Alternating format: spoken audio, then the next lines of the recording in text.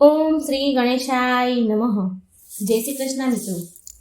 ભાદરવા સુદ પાંચમ એટલે આપણે આને સામા પાંચમ કહીએ છીએ અને આને ઋષિ પાંચમ પણ કહેવાય છે.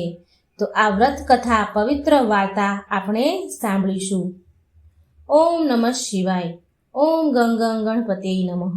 ઓમ નમો ભગવતે વાસુદેવાય. ભાદરવા સુદ પાંચમ આવે આ પાંચમને સામા પાંચમ કહે છે.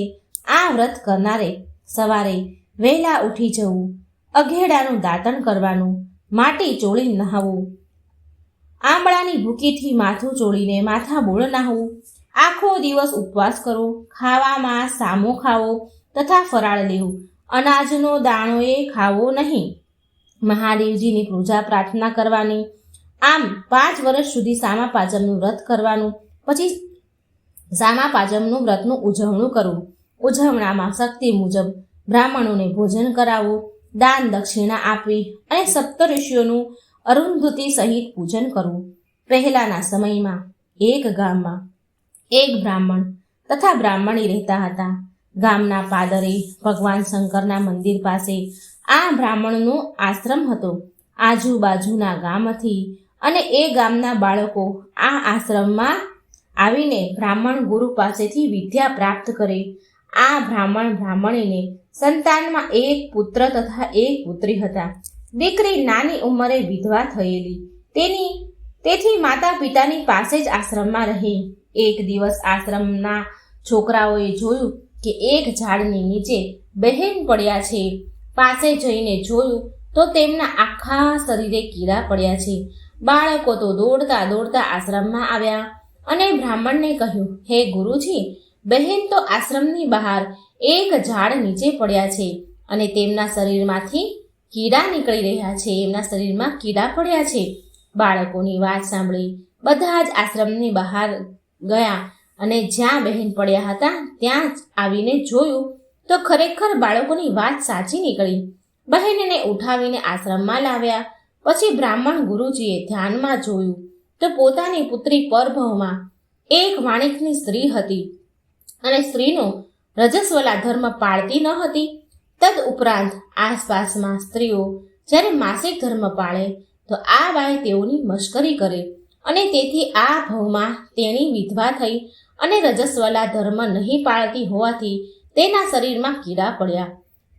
ધ્યાનમાં સર્વ હકીકત જાણી બ્રાહ્મણે પોતાની પત્નીને બધી વાત કહી.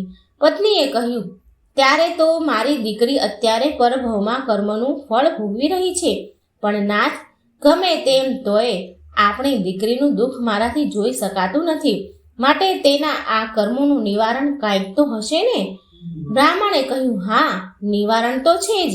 દીકરીને સામા પાંચમના વ્રતનો પરભવમાં અનાદર કર્યો છે અને એ જ વ્રત આ ભવમાં જો સાચી શ્રદ્ધાથી ભક્તિભાવપૂર્વક કરે તો એના કરેલા કર્મોથી થયેલા પાપનું નિવારણ થાય અને તેની કાયા પ્રભુ કૃપાની જેમ હતી તેમ સુંદર કંચનવર્ણી થઈ જશે. બ્રાહ્મણે એમની પત્નીને આવું કહ્યું. દીકરીએ માતા પિતા વચ્ચે થતી આ સર્વ વાત સાંભળી.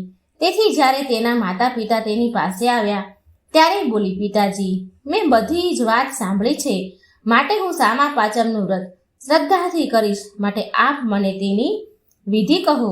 બ્રાહ્મણ કહે, બેટા, ભાદરવા સુદ પાંચમના દિવસે વહેલા ઉઠી અઘેડાનું દાંતણ કરવાનું, પછી શરીરે માટી ચોળી આમળાની ભૂકીથી માથું ધોવું, માથું ચોળી માથા બોળ નાહીને સ્વચ્છ કપડાં પહેરવા, પછી ધૂપ કરી અરુંધતી સહિત સપ્તઋષિઓનું ધ્યાન કરવું.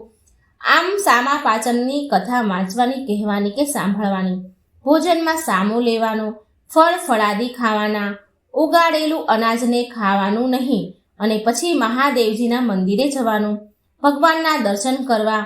આવી રીતે 5 વર્ષ સુધી વ્રત કર્યા બાદ તેનું ઉજવણું કરવાનું. ઉજવણુમાં અરુંધતી સહિત સપ્તઋષિઓનું પૂજન કરવાનું. બ્રાહ્મણોને ભોજન કરાવીને દાન દક્ષિણા આપવી. બહેને બધી જ વિધિ જાણી. બહેને વિધિ પ્રમાણે વ્રત કર્યું. 5 વર્ષ પછી ઉજવણું કર્યું અને બહેનનું વ્રત ફળ્યું.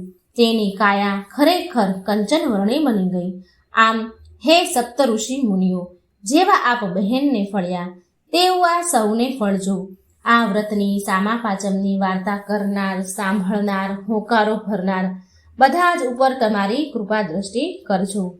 સર્વ મંગળ કરજો. મિત્રો, જો વાર્તા સારી લાગે તો વિડીયો લાઈક કરજો, શેર કરજો, આ ચેનલને સબસ્ક્રાઈબ જરૂર કરજો. કોમેન્ટ બોક્સમાં ભગવાનનું નામ પણ જરૂર લખજો. જય શ્રી કૃષ્ણ. રાધે રાધે. Thank you.